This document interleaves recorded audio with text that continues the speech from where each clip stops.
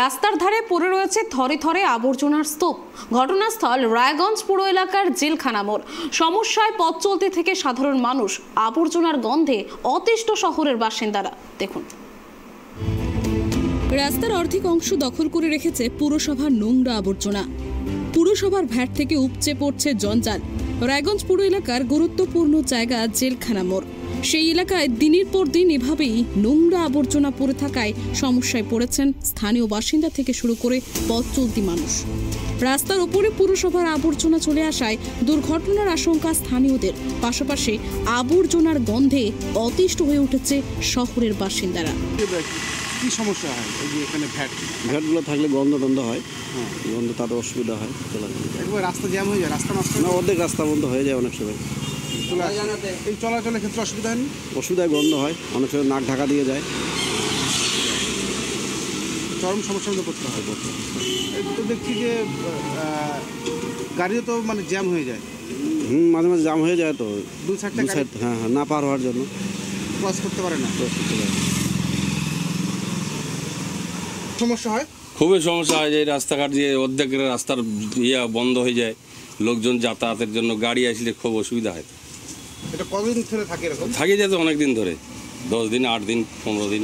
এখানে দুর্গন্ধ ছড়ায়, খুব গন্ধ ছড়ায়। দোকান করতে অসুবিধা হয় না? এদিকে দোকানে গন্ধটা আসে না, হাওয়া ওদিকে থাকলে ওদিকে যায়, এদিক থেকে হাওয়াটা এদিকে মারলে এদিকে আসে গন্ধটা। আচ্ছা, বিভিন্ন রকম ভ্যাট এখানে? হ্যাঁ, সব রকমের। বেতন ঠিকমতো না পাওয়ায় সাফাইয়ের কাজও ঠিকমতো হচ্ছে না, সে কথা মেনে নিয়েছে সাফাই কর্মীরা। পুরসভার তরফ থেকে এখনো 1 মাসের বেতন বকেয়া আছে। বেতন না পেলে সাফাইয়ের কাজে সমস্যা তৈরি হবে বলে জানান পুরসভার এক সাফাই কর্মী। আমাদের ক মাসের বেতন বাকি আছে? এখন 1 মাসের বাকি আছে। আচ্ছা, কি বলছে ওরা?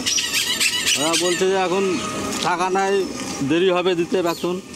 আচ্ছা, মাঝে কি কাজ বন্ধ করে রাখছিলে? হ্যাঁ। কি কাজ করো তোমরা? এই যে নোংরা কাজ, এই যে সাফাই কর্মী। সাফাই কর্মী মানে কি ওরা কি বলছে, টাকা দেবে না? তা তো শুনতেছি 22 তারিখে দেওয়ার কথা আছে। এখন দেখি কি করে। কয় মাসের বেতন বাকি আছে এখনো? 1 মাসের। 1 মাসের? তার মধ্যে আবার 15 দিন হয়ে গেল। হ্যাঁ, 15 তারিখ তো আজকে হয়ে গেল। মানে এরপরে কি বেতন পাবে মনে হচ্ছে? দেখি, মনে হয় না পাবো। হ্যাঁ, তাও দেখি। মানে চেষ্টা করছো বেতন পাওয়ার জন্য? হ্যাঁ। ন্যায্য কাজ করছো, বেতন দিচ্ছে না, কি বলবে? কি বলবো, বলার কি আছে? সমস্যা পড়তে হয় না বেতন না পেলে? হ্যাঁ, এই যে নোংরা কাজ করতেছি, চাটা খাবার খুব বিষয় হচ্ছে। সাফাই কর্মীদের কাজ করা নিয়ে জটিলতা সৃষ্টি হয়েছিল। সাফাই কর্মীরা কাজ বন্ধ করে দেওয়ায় এই সমস্যা দেখা দেয়। তবে সাফাই কর্মীদের সাথে সমস্যা মিটে গেছে, অতি দ্রুত আবর্জনাগুলো সরিয়ে দেওয়া হবে। অন্যদিকে সৌভিক রায় জানান, দীর্ঘদিন ধরেই এই কাজ হয় না।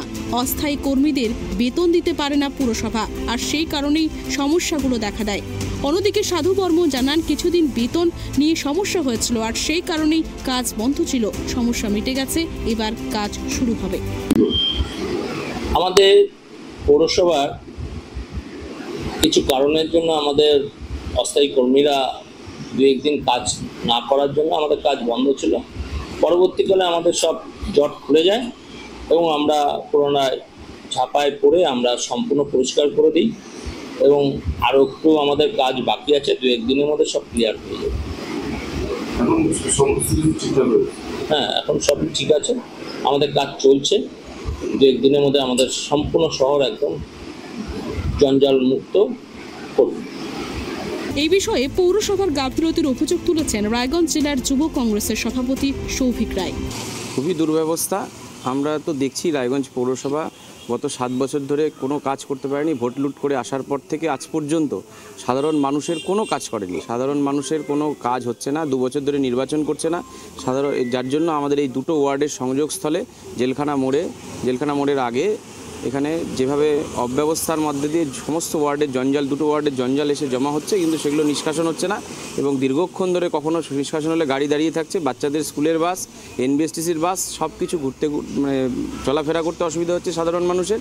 এই সমস্যার সমাধান এরা করতে পারবে না। এরা শুধু মহিত সেনগুপ্তর পিছনে লেগে আছে। মহিত সেনগুপ্তকে কীভাবে মেলাইন করা যায়, আর 7 বছর ধরে চেষ্টা করেও পারেনি। আদালতের রায়ে উনি সৎ বলে প্রমাণিত হয়েছেন, নির্দোষ বলে প্রমাণিত হয়েছেন। আর মহামান্য আদালত ওনার পক্ষে রায় দিয়েছে, সেগুলো ওদের গাত্র দেওয়া হচ্ছে।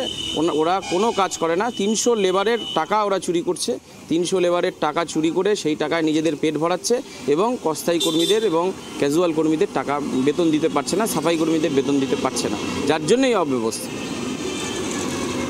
সাফাই কর্মীদের সঠিক সময় পারিশ্রমিক না দিয়ে কাটমানি খায় তৃণমূল নেতারা। পৌরসভার মজুরি দিতে ব্যর্থ শ্রমিকদের তাই কর্মবিরতি রেখেছে সাফাই কর্মীরা, আর যার পুরোটাই দায় পৌরসভার দিকে বলে অভিযোগ করেছে রায়গঞ্জ জেলার বিজেপি সভাপতি। পুরোটাই কাটমানির কাহিনী। যারা সাফাই কর্মী আছে সেই সাফাই কর্মীদের তারা ঠিক মতন ঠিক সময় পয়সা দেয় না, বেতন দেয় না। আর বেশিরভাগ সাফাই কর্মী অস্থায়ী সাফাই কর্মী, এবার তাদের থেকে কাটমানি নেওয়ারও একটা প্রবণতা রয়েছে বা নিয়ে থাকে। এবার স্বাভাবিক কারণে সাফাই কর্মী যারা তারা পরিশ্রম করবে আর তাদের কাটমানি তৃণমূলের নেতারা খাবে, সেটা তো হইতে পারে না। সাফাই কর্মী যারা আছে তাদের হকের পয়সা, পরিশ্রমের পয়সা তারা দাবি করেছে, তাদের ন্যায্য মজুরি তারা দাবি করেছে। পৌরসভা সেই ন্যায্য মজুরি দিতে ব্যর্থ হয়েছে। স্বাভাবিক কারণে সাফাই কর্মীরা পরিশ্রম করবে, পয়সা পাবেন, হতে পারে না। সাফাই কর্মীরা কর্মবিরতি নিয়েছে। সাফাই কর্মীদের এই সমস্যা। শহরের প্রাণকেন্দ্রে এমন আবর্জনার স্তূপ যে দৃষ্টিকটু তা বলাই বাহুল্য। পাশাপাশি আবর্জনার কারণে ভোগান্তি কবে শেষ হবে সেদিকেই তাকিয়ে রায়গঞ্জবাসী। রায়গঞ্জ থেকে বিক্রম পালের রিপোর্ট, প্রাইম টিভি বাংলা।